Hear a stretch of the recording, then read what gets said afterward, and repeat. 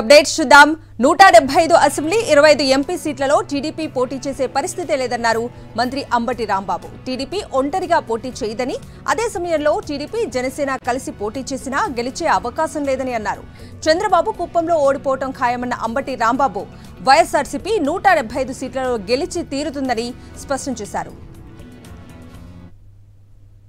మేము అనేది ఏంటి, మన 175కి 175 గెలవాలనేది జగన్మోహన్ రెడ్డి గారి టార్గెట్. కేవలం ఏదో 151తోనో 121తోనో 130తోనో గెలవాలనుకుంటే మాకు అసలు ఎలక్షన్ అవసరం లేదు, ఆటోమేటిక్గా అయిపోతుంది. కానీ ఒక చరితాత్మకమైన విజయాన్ని ఇన్ని సంక్షేమ కార్యక్రమాలు చేసిన తర్వాత 2,60,000 కోట్ల రూపాయలు ప్రజలకు ఇచ్చిన తర్వాత కూడా ఇంకా 151 దగ్గరే ఉంటే సరిగింది విధానం కాదని 175 హౌ టు విన్ అనేది వాళ్ళ జగన్మోహన్ రెడ్డి గారు కసరత్తు చేస్తున్నటువంటి అంశం, లేదా టికెట్లు మారుస్తున్న అంశం, కొత్త వాళ్ళని తీసుకొస్తున్న అంశం, ఇంకో చోటు నుంచి ఇంకోటి మారుస్తున్నటువంటి అంశం, ఇవన్నీ కూడా 175 టార్గెట్. చంద్రబాబు యొక్క తత్వం ప్రజలకు పూర్తిగా అర్థమైపోయింది. ఆయన 75 సంవత్సరాలు నిండేసరికి రాజశేఖర్ గారు వచ్చినప్పుడే అర్థమైంది. కాకపోతే రాజశేఖర్ గారు ఉన్నది జాతీయ పార్టీ కాబట్టి ఆయన కాస్త అటు ఇటు మేనేజ్ చేసుకుని, ఇవాళ ఏం మేనేజ్ చేసుకోవడానికి అవకాశమే లేదు. చాలా స్ట్రైట్ పాలిటిక్స్ ఇక్కడ జరుగుతూ ఉన్నాయి. జగన్మోహన్ రెడ్డి గారు స్ట్రైట్ పాలిటిక్స్ ఆడుతున్నారు. ఎక్కడ కుట్రలు కుతంత్రాలు లేనటువంటి పాలిటిక్స్ ఆడుతూ ఉన్నారు. చంద్రబాబు అనేవాడు కుట్రలు కుతంత్రాలతో ఉండేటటువంటి వ్యక్తిని, అందరి బలం మీద తాను పెరగడానికి ప్రయత్నం చేసే వ్యక్తిని, ఏ సంక్షేమ కార్యక్రమాలకు ప్రజలకు అందించినటువంటి ఒక నాయకుడిగా మిగిలిపోయాడని ప్రజలకు అర్థమైపోయిన తర్వాత, చంద్రబాబు అయితే ఇంకోళ్ళైతే ఎవరైనా పెద్ద ఇందిరాగాంధీ ఓడిపోయింది, ఎన్టీ రామారావు ఓడిపోయాడు, చంద్రబాబు నాయుడు పెద్ద గొప్ప అని అడుగుతామని. ఎందుకంటే చంద్రబాబు నాయుడు నా వారసుడు అనే ప్రకటించుకున్నాడు కాబట్టి, నా తర్వాత ఈ పార్టీని సారథ్యం వహించేది లోకేష్ అని ప్రకటించుకున్నాడు కాబట్టి, అతను రెండోసారి కూడా ఓడిపోతే ఎందుకు పనికి వస్తాడు? అందువల్ల ట్రై చేసుకుంటున్నారు. తప్పే ఉంది, పాలిటిక్స్లో వాళ్ళ ట్రై వాళ్ళు చేసుకుంటారు. కానీ మంగళగిరిలో ప్రజలు నమ్మాలి కదా. What is the Lokesh standard? అసలు నాకు తెలియకొడతాను సార్, లోకేష్ ఎందుకు కనపట్లేదు ఈ మధ్యన? లోకేష్ కనపడితే ప్రమాదం, లోకేష్ని దాచేయండి అని వారికి ఇచ్చిన సలహా ఎవరు? వాళ్ళకున్న ఏజెన్సీలు. ఏంటి బట్టలు తీసేది ఏంటి, రెడ్ బుక్ ఏంటి, ఎవడన్నా ఏంది సార్? నాకు అర్థం కాలేదు. అధికారంలోకి వస్తే వాడి తాడదిస్తాను, వీడి తాడదిస్తాను, ఏందండి ఇది? నాకు అర్థం కాలేదు. పాలిటిక్స్లో, ప్రజాస్వామ్యంలో అధికారంకి వస్తే ప్రజాసేవ చేస్తాం, అన్నీ నోట్ చేసుకున్నాం. నేను పాదయాత్ర జరిగినప్పుడు పాదయాత్రలో ప్రజల కోరికలన్నీ నోట్ చేసుకున్నాం, ఒక బుక్లో నోట్ చేసుకున్నాం. ఇవన్నీ నేను అధికారంలోకి వస్తే, నా పార్టీ అధికారంలోకి వస్తే, తెలుగుదేశం అధికారంలోకి వస్తే, చంద్రబాబు అధికారంలోకి వస్తే ఇవన్నీ దగ్గరుండి చేయించుతానని చెప్పాలి. కానీ వాడి డొక్క బగలు తీస్తాను, వీడి డొక్క బగలు తీస్తాను, వాడిని అరెస్ట్ చేస్తాను, వీడికి బట్టలు తీసి ఊరేగిస్తాను, వాట్ ఈస్ దిస్? 87,000 కోట్ల రూపాయల రైతు రుణమాఫీని నేను చేస్తాను అన్నాడు. ఎలా చేస్తామని చెప్పాలి, నన్ను గెలిపించని చూపిస్తాను అన్నాడు. చూపించాడుగా, గెలిపిస్తే ఏం చూపించాడు? 15,000 కోట్లు కూడా చేయలేదు. అట్లా ప్రజలని మోసం చేసే తత్వం కలిగినటువంటి వ్యక్తి చంద్రబాబు నాయుడు అనేటువంటి మాట మీద ఇవాళ రాష్ట్రంలో ఆయన ఏ హామీ ఇచ్చినా నమ్మేటటువంటి పరిస్థితి లేదు. కొన్ని 100,000 మంది మోసపోయారు. ఆ 100,000 మందిలో పవన్ కళ్యాణ్ ఒకడుగా మిగలబోతున్నాడు. రాసుకోండి వాళ్ళ, నేను చెప్తున్నాను, ఎన్నికల తర్వాత చంద్రబాబు నమ్మి మోసపోని వాడు ఎవడు లేడు. దానిలో భాగమే ఇది కూడా జరుగుతుంది. ఎందుకో మరి పవన్ కళ్యాణ్ గారు పిచ్చెక్కో మరి ఏం చేస్తున్నాడో మనకు అర్థం కానటువంటి పరిస్థితి. ఇది చాలా దుర్మార్గమైన రాజకీయం చేస్తున్నారు. ఈ దుర్మార్గమైన రాజకీయానికి ఖచ్చితంగా ఓటు ద్వారా రాబోయే ఎన్నికల్లో అద్భుతమైనటువంటి మెజారిటీని ఇచ్చి జగన్మోహన్ రెడ్డి గారిని రెండవసారి ముఖ్యమంత్రిగా చేయబోతున్నారు ఈ రాష్ట్ర ప్రజానీకం. ఎన్నన్నా మాట్లాడినివ్వండి, రాబోయే కాలం చూడండి మీరు. లోకేష్, చంద్రబాబు, భువనేశ్వరిలపై మంత్రి మేరుగు నాగార్జున ఫైర్ అయ్యారు. ప్రకాశం జిల్లా చీమకుర్తి మండలంలో పలు అభివృద్ధి కార్యక్రమాలను మంత్రి ప్రారంభించారు. నాయుడుపాలెంలో నూతన సచివాలయ భవనం, విలేజ్ క్లినిక్ ను ప్రజలకు అందుబాటులోకి తెచ్చారు. గ్రామ సర్పంచ్ గా కూడా గెలవలేని లోకేష్ పాదయాత్ర చేశానని చెప్పుకోవటం హాస్యాస్పదంగా ఉందన్నారు. పొత్తులతో గెలవాలని తప్పిస్తున్న చంద్రబాబును ప్రజలు నమ్మే పరిస్థితి లేదన్నారు. 14 ఏళ్లు ముఖ్యమంత్రిగా పనిచేసిన బాబు రాష్ట్రానికి ఏం చేశారని ప్రశ్నించారు. రాబోయే ఎన్నికల్లో జగన్ మరోసారి సీఎం కావటం ఖాయమని చెప్పారు. రోడ్డు పక్కన పాదయాత్ర అయితే నువ్వు రాత్రుల పాదయాత్ర, చివరికి నీ పాదయాత్ర ఆఖరి అంకంలో ఏం మాట్లాడావు? ఎర్ర పుస్తకం తెస్తారన్నావు. ఎవరి కోసం తెస్తావు? మనిషి మీ బాబుకి ఇచ్చుకో. ఎర్ర పుస్తకం జగన్మోహన్ రెడ్డి గారి దగ్గర పని చేయదు. నీ యాత్రలో రేపు చేయబోతావు, ఎవరి కోసం చేస్తావు, దేనికోసం చేస్తావు? మీ బాబు ఏం చేశాడు, ఏం చేస్తావు? ఈ రాష్ట్రం 14 ఏళ్ళు ముఖ్యమంత్రిగా మీ బాబు పనిచేశాడుగా, పలానా పని చేశాడని చెప్పమను, చెప్పలేడు. స్వాతంత్ర్యం కోసం పుట్టిన కాంగ్రెస్ పార్టీ అత్యాశకు పోయి కుప్పకూలిపోయిందని ఎద్దేవా చేశారు మంత్రి చెల్లుబోయిన వేణుగోపాల్. మంచి ఆశయాలతో ప్రారంభమైన ఎన్టీఆర్ పార్టీని చంద్రబాబు నాశనం చేశారంటూ సీరియస్ అయ్యారు. రాజ్యసభ దక్కించుకోవాలనే ఆశతో ప్రజారాజ్యం పార్టీని చిరంజీవి కాంగ్రెస్ లో కలిపారు. ఇక ప్రశ్నిస్తానని పార్టీ పెట్టిన పవన్ ప్రజలతో ప్రశ్నించుకునే స్థాయికి వెళ్లిపోయాడంటూ ఫైర్ అయ్యారు. సాధారణంగా రాజకీయ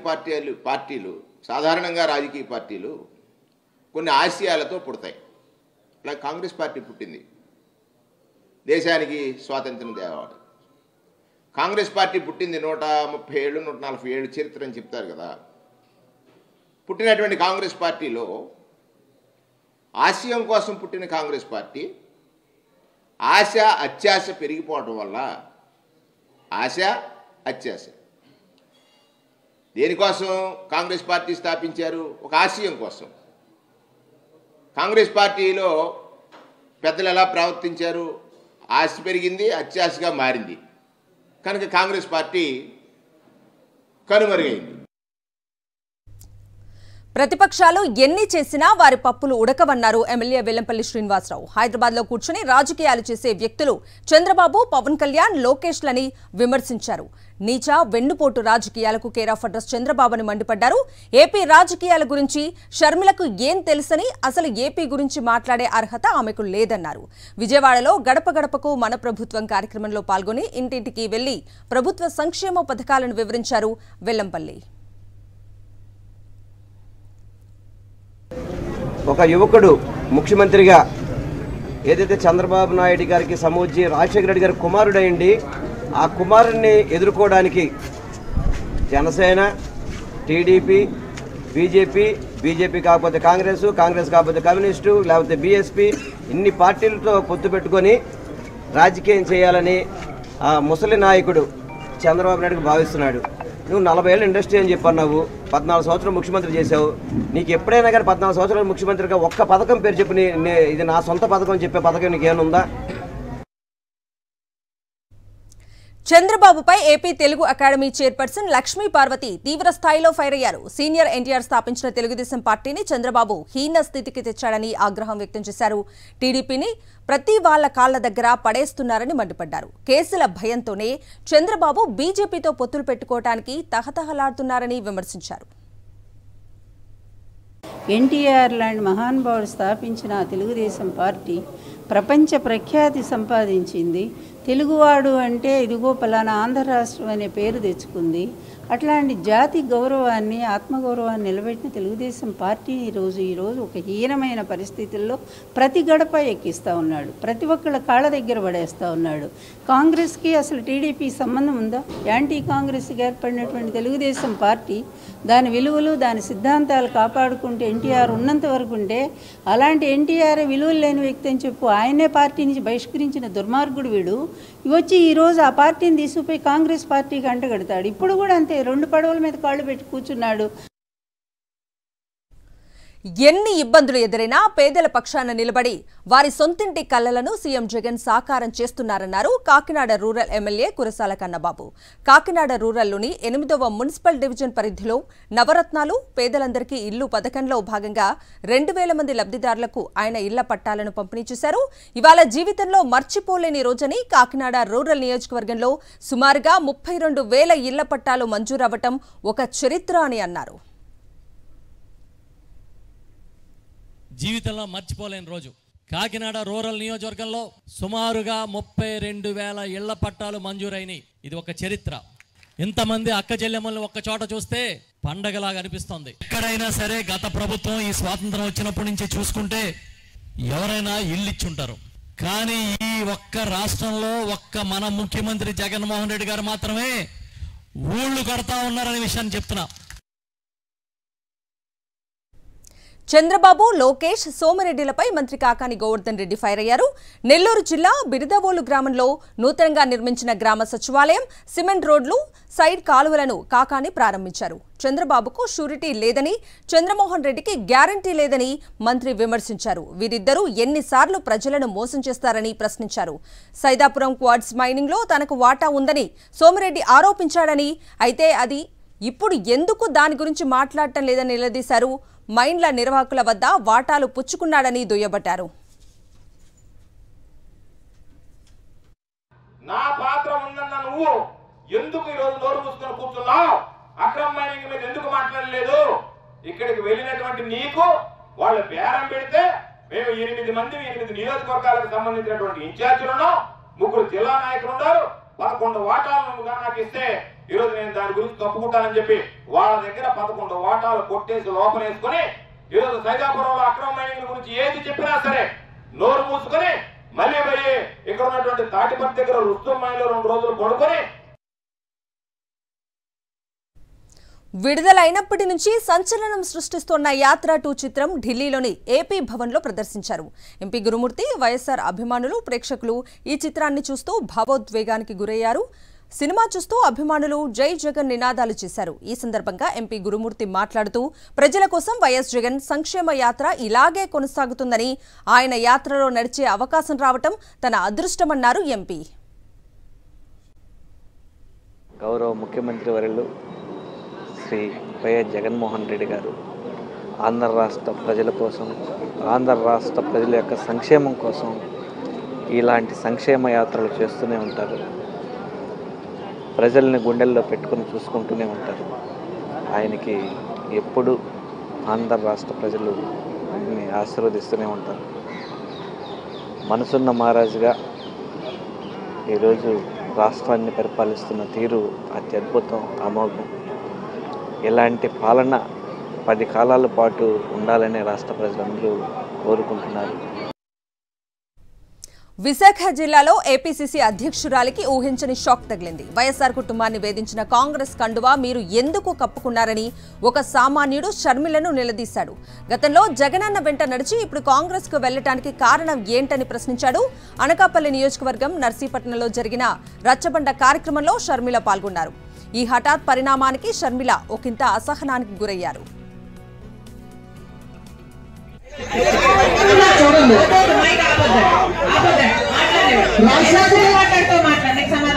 రాజశేఖర్ గారి పేరు చార్జ్షీట్ లో చేర్చారని బాధపడ్డ ప్రతి కార్యకర్త, రాజశేఖర్ గారికి విజయుడు గా ఉన్న ప్రతి కార్యకర్త మీ కుటుంబాల తిరిగారు. మళ్ళీ ఈ రోజు మీరు ఆ పాలన బాగాలేదు, మళ్ళీ కాంగ్రెస్ రావాలంటున్నారు. దానికి మీ సొల్యూషన్ చెప్తే అందరూ ఆలోచిస్తారని కోరుతున్నాను. తెలంగాణలో 2024-25 ఆర్థిక సంవత్సరానికి 2,75,891 కోట్ల అంచనాలతో ఓటాన్ అకౌంట్ బడ్జెట్ను అసెంబ్లీలో ప్రవేశపెట్టారు మంత్రి భట్టి విక్రమార్క. 2,01,178 కోట్ల రెవెన్యూ వ్యయం, 29,669 కోట్ల మూలధన వ్యయంతో కొత్త ప్రభుత్వ తొలి పద్దును ప్రతిపాదించారు. ఎన్నికల హామీల్లో భాగంగా కాంగ్రెస్ ఇచ్చిన 6 గ్యారంటీలకు సుమారు 53,000 కోట్లను ప్రతిపాదించిన భట్టి విక్రమార్క 2 లక్షల రూపాయల మేర రైతు రుణమాఫీ కోసం విధి విధానాలను రూపొందిస్తున్నట్లు తెలిపారు. గత ప్రభుత్వ హయాంలో పెట్టుబడిదారులకు, రియల్ ఎస్టేట్ వ్యాపారులకు కూడా రైతు బంధు ఇచ్చారని, రాష్ట్ర వ్యాప్తంగా పునర్సమీక్ష చేసి అర్హులైన వారికి రైతు భరోసా పేరిట 15,000 రూపాయలు ఇవ్వనున్నట్లు ప్రకటించారు.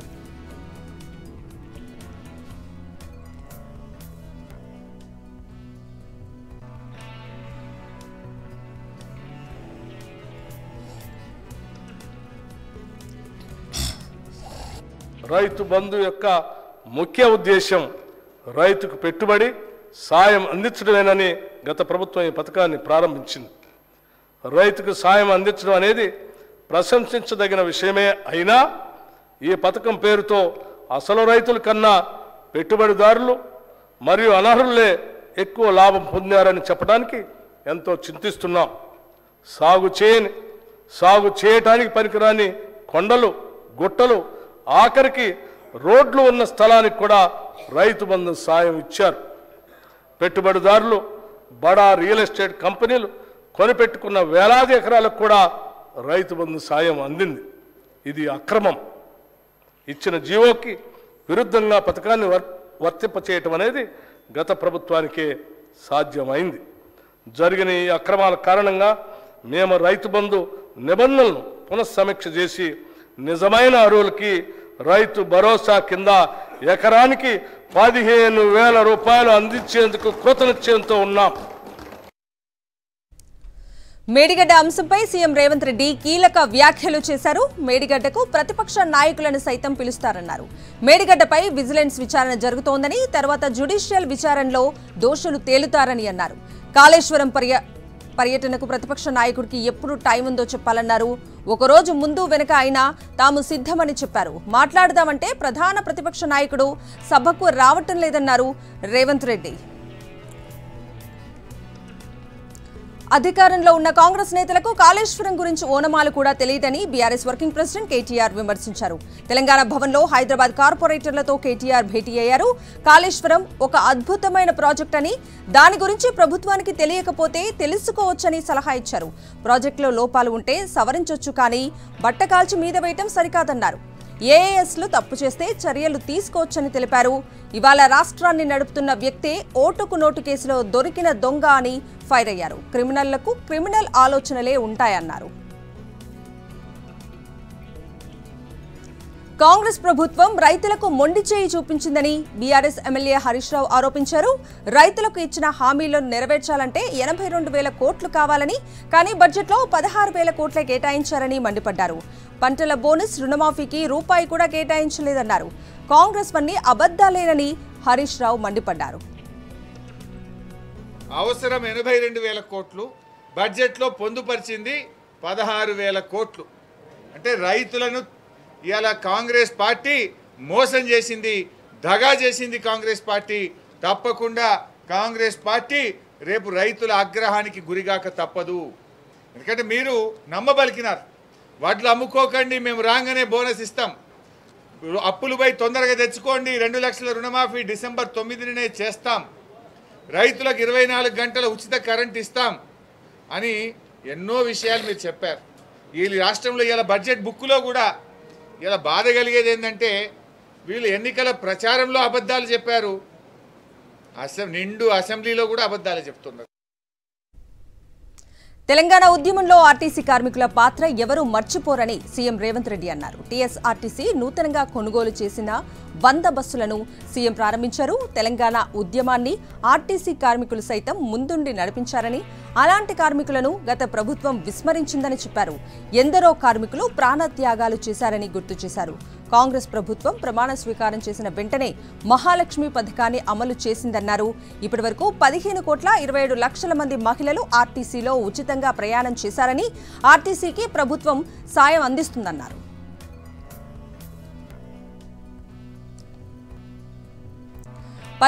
లోక్సభ చివరి సమావేశాలు ముగిశాయి. దీంతో పార్లమెంట్ ఉభయ సభలు నిరవధికంగా వాయిదా పడ్డాయి. బడ్జెట్ సమావేశాలు ముగియడంతో లోక్సభ స్పీకర్ ఓం బిర్లా, రాజ్యసభ చైర్మన్ జగదీప్ ధన్ఖడ్ సభలను నిరవధికంగా వాయిదా వేస్తున్నట్లు ప్రకటించారు. ఈ 5 ఏళ్లలో మొత్తం 222 బిల్లులు ఆమోదం పొందినట్లు స్పీకర్ ఓం బిర్లా తెలిపారు. సమావేశాలు చివరి రోజున రామ మందిరం నిర్మాణంపై చర్చించారు.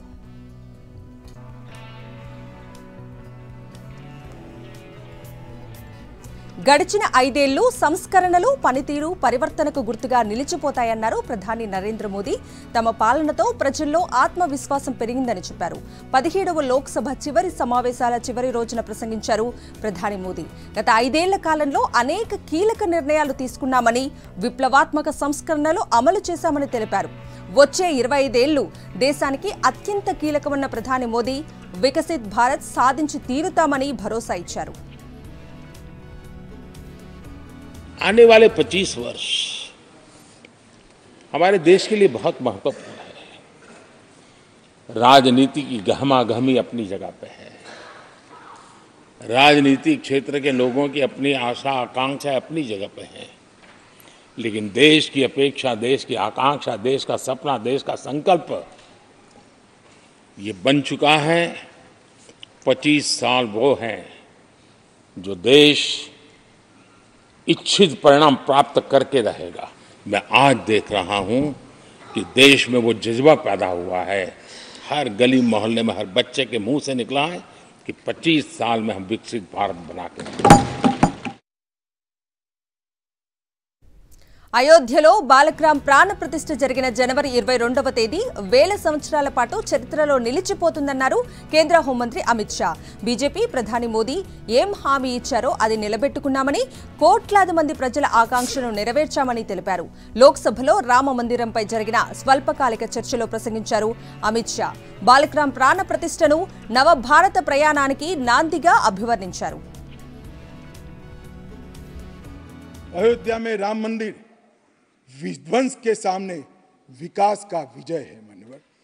अयोध्या में राम मंदिर धर्मांधता के सामने आध्यात्मिकता और भक्ति का विजय है मान्यवर। भारत के गौरवमय युग की ये शुरुआत है। आत्मनिर्भर भारत और विकसित भारत का रास्ते का प्रशस्तीकरण का पॉइंट है और भारत माता को विश्व गुरु बनाने के रास्ते की मान्यवर शुरुआत है। ఓ డాక్టర్ తనకు కాబోయే భార్యతో ఆసుపత్రిలో ప్రీ వెడ్డింగ్ షూట్ నిర్వహించి సస్పెండ్ అయ్యాడు. కర్ణాటకలోని చిత్రదుర్గ జిల్లాలో ప్రభుత్వ ఆసుపత్రిలో వైద్యుడిగా పనిచేస్తున్న డాక్టర్ అభిషేక్ కాబోయే భార్యతో కలిసి ఒక వ్యక్తికి ఆపరేషన్ చేస్తున్నట్లుగా ఫోటోలు, వీడియోలు తీయించుకున్నాడు.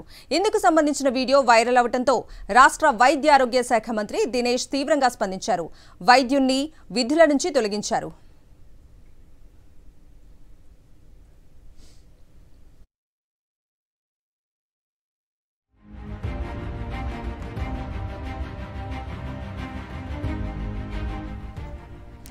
బ్రేకింగ్ న్యూస్ చూస్తున్నాం. పార్లమెంట్ వివిధ జిల్లాలకు రీజనల్ కోఆర్డినేటర్లను వైఎస్ఆర్సీపీ అధిష్టానం నియమించింది. ఒంగోలు ఎంపీ, ఉమ్మడి నెల్లూరు జిల్లాల రీజనల్ కోఆర్డినేటర్గా చెవిరెడ్డి భాస్కర్ రెడ్డి నియమితులు కాగా, గుంటూరు, నర్సరావుపేట, బాపట్ల పార్లమెంట్ నియోజకవర్గాల కోఆర్డినేటర్గా వి విజయసాయిరెడ్డి నియమితులయ్యారు.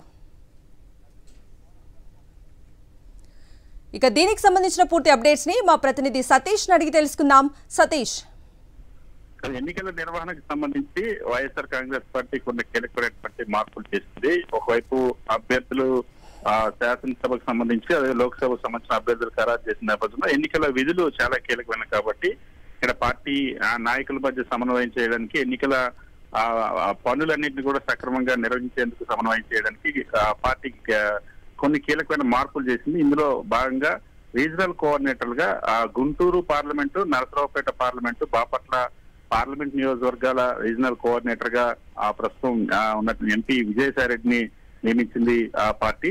అదేవిధంగా ఒంగోలు పార్లమెంటు, ఉమ్మడి నెల్లూరు జిల్లాకు సంబంధించి, నెల్లూరులో ఉన్నటువంటి పార్లమెంట్ పాటు ఉమ్మడి నెల్లూరు జిల్లాకు సంబంధించినటువంటి రీజనల్ కోఆర్డినేటర్ గా చెవిరెడ్డి భాస్కర్ రెడ్డిని నియమించింది. ప్రస్తుతం ఎమ్మెల్యే ఉన్నటువంటి చెవిరెడ్డి భాస్కర్ రెడ్డి నియమించింది పార్టీ.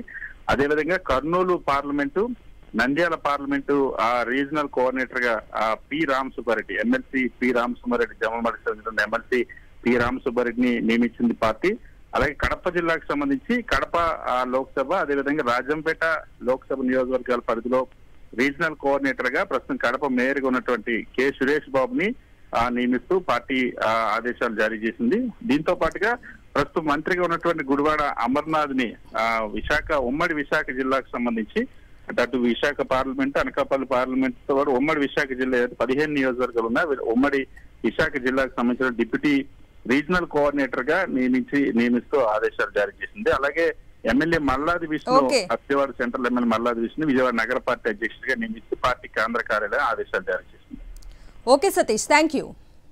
2023-24 ఆర్థిక సంవత్సరానికి ఈపీఎఫ్ఓ వడ్డీ రేటు ఖరారైంది. 8.25% వడ్డీ ఇవ్వాలని ప్రతిపాదించింది. సెంట్రల్ బోర్డ్ ఆఫ్ ట్రస్టీస్ సమావేశంలో ఈ మేరకు నిర్ణయం తీసుకున్నట్లు సంబంధిత వర్గాలు వెల్లడించాయి. గడిచిన 3 ఏళ్లలో ఇదే అత్యధికం. 2022-23 ఆర్థిక సంవత్సరానికి గాను 8.15% వడ్డీ ఇవ్వగా 2021-22లో 8.10% వడ్డీ ఇచ్చారు. సిబిటి ప్రతిపాదనలను కేంద్రం ఆమోదించిన తర్వాత దీనిపై తుది నోటిఫికేషన్ రిలీజ్ చేస్తుంది ఆర్థిక శాఖ. ఆ తర్వాత 6 కోట్ల మంది చందాదారుల ఖాతాల్లో ఈ మొత్తం జమ అవుతుంది.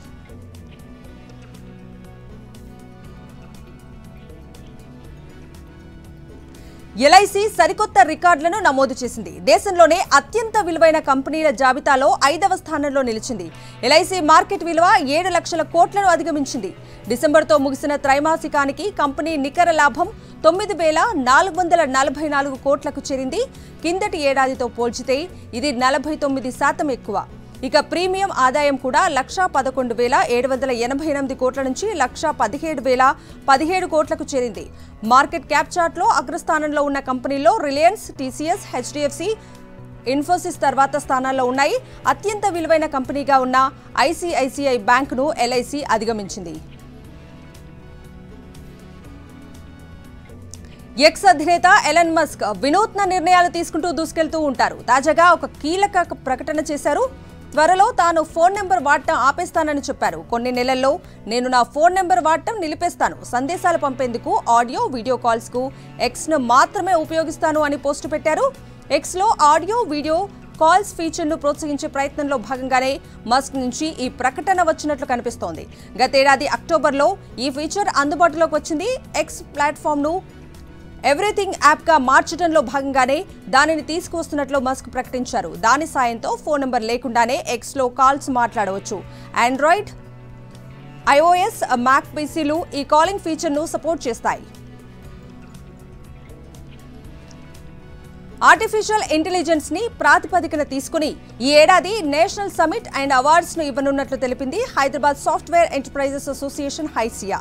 ఏఐతో చాలా మంది ఉద్యోగాలు పోతాయని, ఫ్రెషర్స్ నుంచి సీనియర్ సాఫ్ట్వేర్ ఉద్యోగులు కంగారు పడుతున్నారని, దీనికి సొల్యూషన్ ఇవ్వటానికే ఈ సమిట్ ను ఏర్పాటు చేస్తున్నట్లు హైసియా ప్రెసిడెంట్ మనీషా సాబు తెలిపారు. క్యాంపస్ రిక్రూట్మెంట్లకు సంబంధించి చాలా వరకు కంపెనీలు పునరాలోచిస్తున్నాయని, ఇప్పటివరకు ఇచ్చిన ఆఫర్ లెటర్లను పరిగణలోకి తీసుకుని క్యాంపస్ రిక్రూట్మెంట్ల వైపు కంపెనీలు వెళ్లటం లేదని ఆమె అన్నారు. ప్రస్తుతం కంపెనీలు కాస్ట్ కటింగ్ మోడ్లో ఉన్నాయని, కరోనా తర్వాత కంపెనీలు పుంజుకునేందుకే cost cutting majors తీసుకున్నాయని Manisha Sabu తెలియజేశారు. అండర్-19 ప్రపంచ కప్ ఫైనల్ కు కౌంట్ డౌన్ మొదలైంది. రేపు ఆస్ట్రేలియాతో టైటిల్ పోరులో డిఫెండింగ్ ఛాంపియన్ భారత్ తలపడబోతోంది. ఈ మెగా టోర్నీలో ఓటమెరగని జట్టుగా ఫైనల్ చేరిన యంగ్ ఇండియా ఫేవరెట్ గా బరిలోకి దిగుతోంది.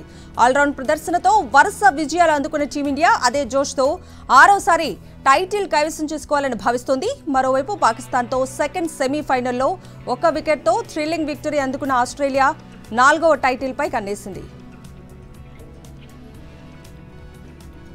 ఇవి బులెటిన్ అప్డేట్స్.